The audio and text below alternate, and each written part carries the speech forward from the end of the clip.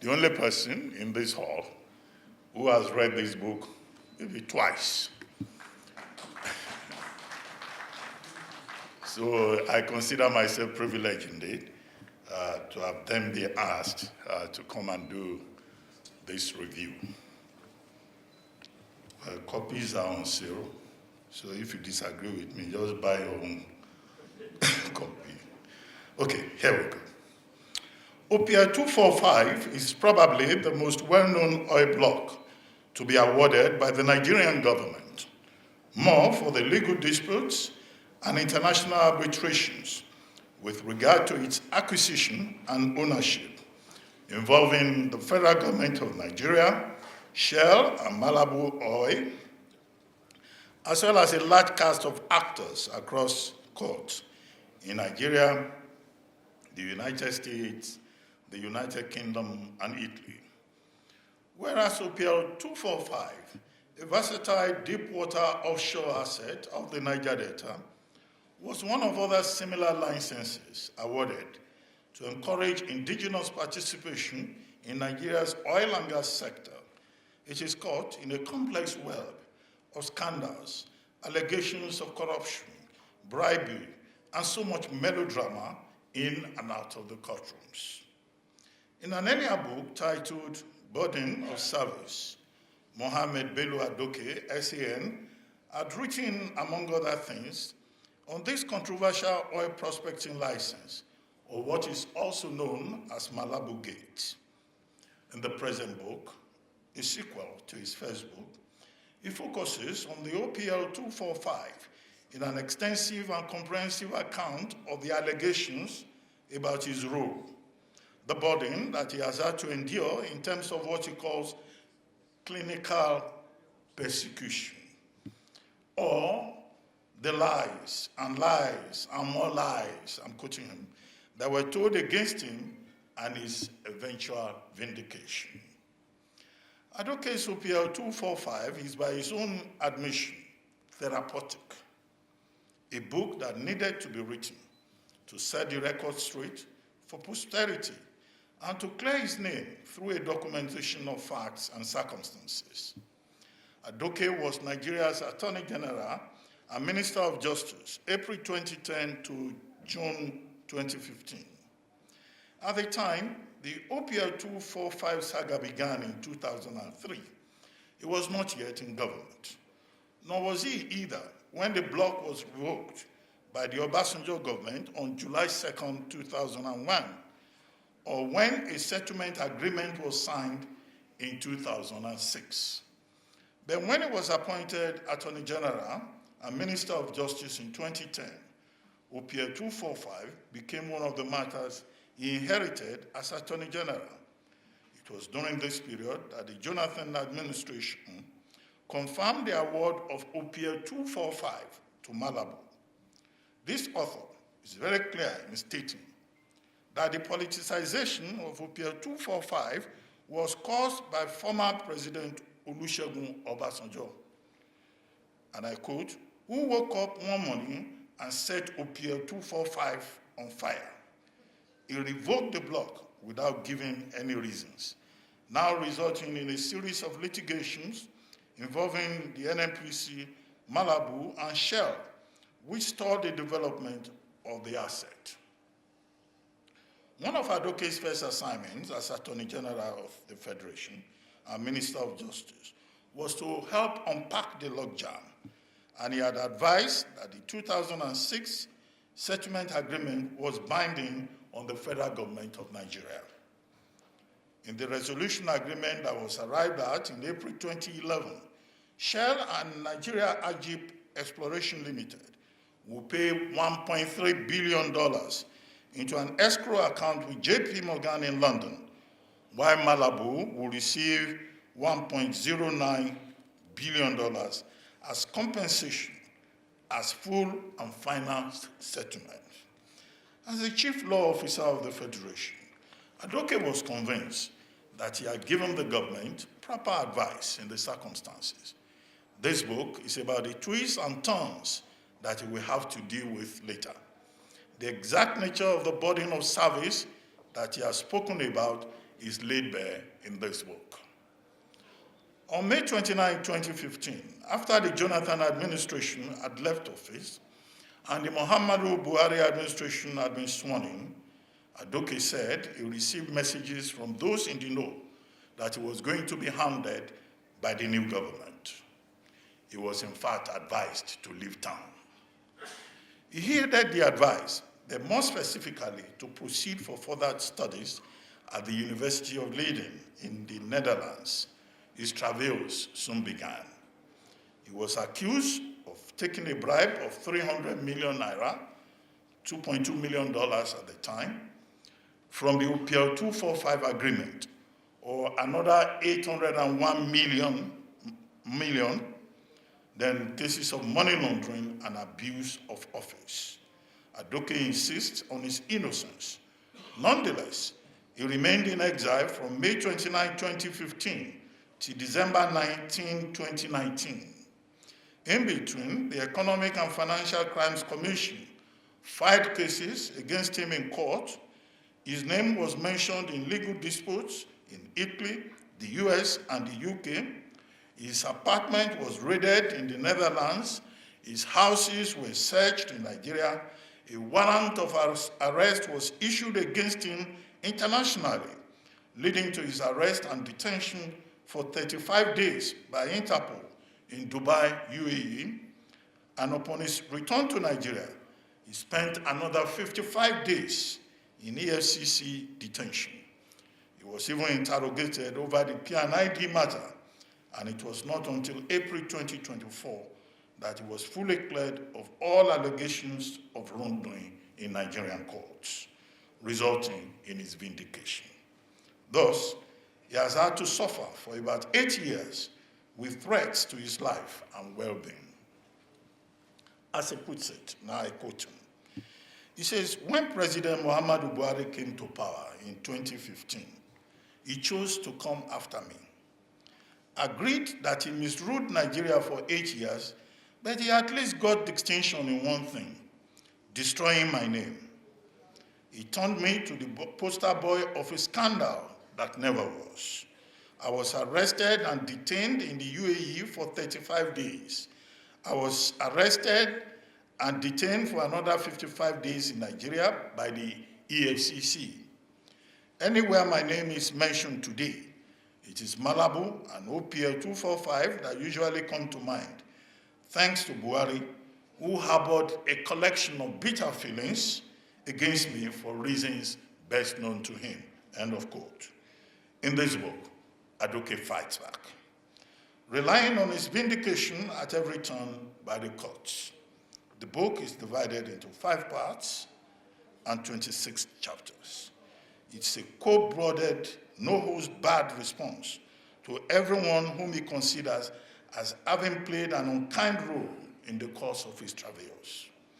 This may well end up as a very controversial book, as the affected persons and institutions may seek to write their own stories, for it should not be assumed that everyone in this cast of heroes and villains will simply read the book and accept guilt. A few examples may perhaps convey an impression of this book's flavor. In chapter 5, Adoke says, former President Olusegun Obasanjo is clever by half. I'm quoting him, I'm not the one saying so.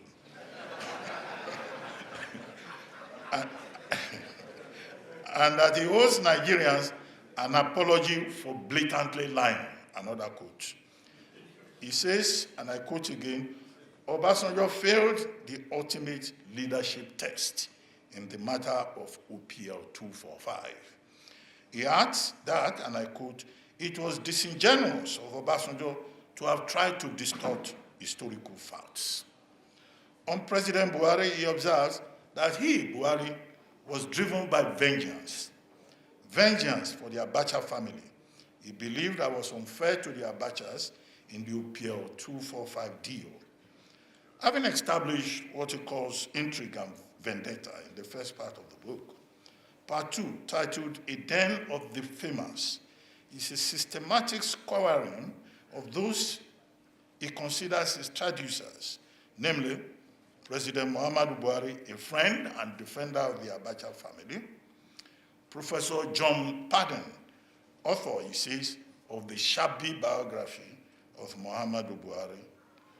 Mohammed Sani or Mohammed Abacha, who claims he owns 50% of Malabu, which he did not pay for, and yet wanted a cut from the Malabu windfall. Others, who seem to have been part of the grand conspiracy against Adoke, include Professor Yemi Osinbajo and his lawyer friend, Olabode Johnson, whose firm, and I quote, whose firm and partners were targeting a commission of between 5 and 35%. Mr. Abubakar Malami, Adoke's successor as AGF, UK-based Global Witness, an Italian prosecutor called Fabio Do Pasquale, Header Resource Center, a Nigerian NGO working with Global Witness, Mr. Rislanuddin Mohammed, who lied, Sahara Reporter, which Adoke calls an anything goes website, and Premium Times newspaper, all involved in character assassination and the mudslinging agenda. Chapter 8, titled The Ruthless Enforcer, is a detailed review of the role of the EFCC under Mr. Ibrahim Magu in the author's travails, what he calls the Magu pandemic. One EFCC prosecutor, Mr. Balasanga, is even dismissed as one low-life, miserable person. Adoke does not pull his punches. Large portions of this book must have been written in a fit of anger. Professor Yemi Osinbajo is labeled the conflicted Mr. Clean, that's another quote, who likes to be seen as the epitome of transparency, honesty, and accountability. Abubakar Malami is called a betrayer and a viper. The whole of chapter 10 is devoted to the antics of Malami. Olanrewaju Suraju, Header Resource Center, and Global Witness got their own thrashing in chapter 12, titled The Headless Mob. Fabio Do Pasquale is the Italian jobber whose eventual demotion by Italy's Superior Council of the Judiciary Adoke celebrates, just as he also gloat over Mr. Godwin Emefiele's travails later in the book. Death finally caught up with the hunter, Adoke writes sarcastically. Part 3 is titled Harassed and Embarrassed, 5 chapters in which the reader is taken through the author's detention in Dubai for 35 days, from 12th November 2019 till 19 December 2019, when he decided of his own volition to return to Nigeria, only to be detained for another 55 days in EFCC custody.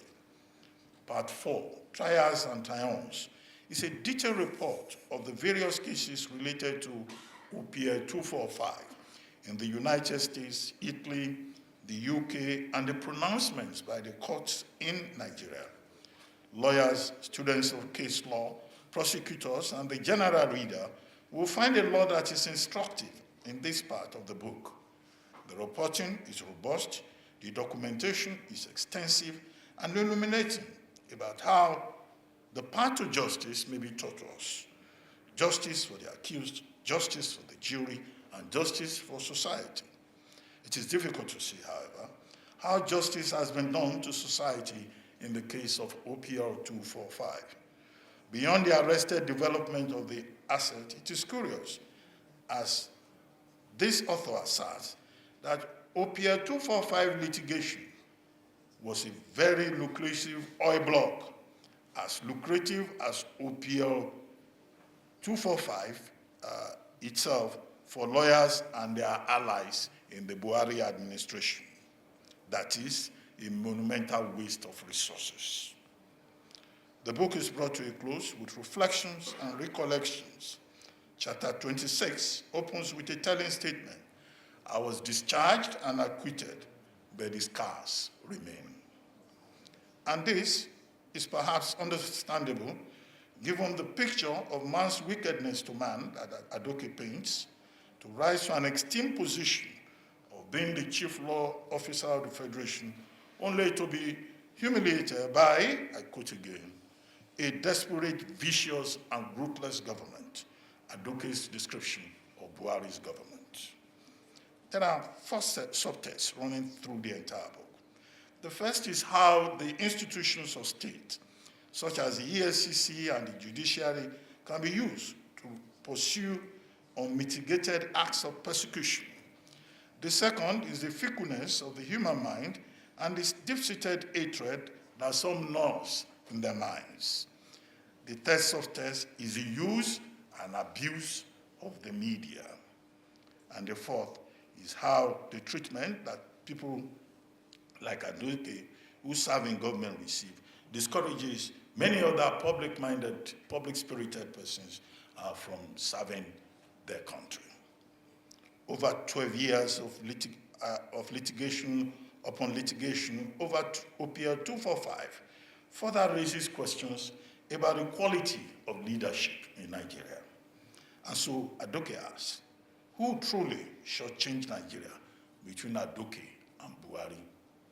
Readers of this book may well find answers within its pages. The book is dedicated to all who stood by me when I was going through the darkest era of my life. My vindication is a victory for those who gave me a benefit of the doubt. This will include Ibrahim Lamode, chairman of the EFCC, who was relieved of his position a day after he insisted that Adoke was innocent. President Jonathan, whom Adoke describes as a super respecter of the law. Late Malam Abba Kyari,